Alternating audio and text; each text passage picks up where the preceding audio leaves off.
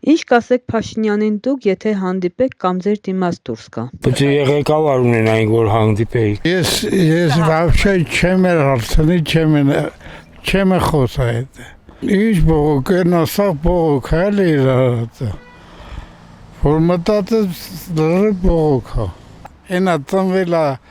ֆաշիստը մեռնելու։ Ես կասեի, որ արդեն ժամանակը եկել է, որ ինքը թողնի պոստը, որտեղ իր մոտ բոլոր անհաջողությունները, հասարակությունը իր հետ չի ուզում քայլի, իրան չի տեսնում ապագայում։ Հերիք չի իրար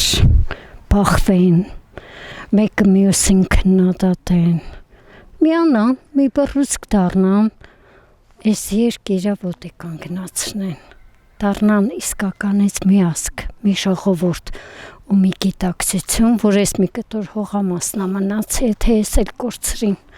ելում ենք պետք, որ ասում ենք հին ազգենք, խելքով ազգենք։ Ամենամեծ հուզող հարցը սեն էր, եթե տեսնեիք, ասեի մի քիչ ուշադրություն դարձնի շրջաններին։ Շրջանները այսօր շատ վատ վիճակում է։ Նախ խոստումները կատարեր, միայն խոստումները կատարեր, մեկ էր սահմանամերժ շրջանները ապահովեր անվտանգությունը։ Անվտանգության հարցը այստեղ։ Ուժեղ բանակ ունենանք։ Այդ դրանք ծեծված խոսքեր են, բայց իրոք ուժեղ բանակ, եթե ունեցանք ուժեղ բանակ, Հայաստանը անպարտելի է։ Առաջ երթի պետք է ասեի տրանսպորտի հարցը քիչ չեն լուծել։ Ահավոր վիճակ է, ժողովուրդը մեղք են, էլի, ցենց խցված գործի են գնամ շապաշինի տուն։ Անկեն հարցեր կա, աշխատանքի հարցեր կա, որ աշխատանք չկա։ Աշխատանք ես ճարեմ, պահա մեզ քեզ որ դուրս չգաս, թե չեք մալտես անգործ։ Կասեմ, որ հետո ինքի մասինը մտածեմ, մեր ժողովրդի չի մտածեմ։ Թանկությունը շատ է, յուրաքանչյուր ապրանք կրկնակի երակի թանկացում է, թոշակառուների պահով ոչ մի բան չկա ընդհանրապես, մարդկանց կարգերն են կտրում,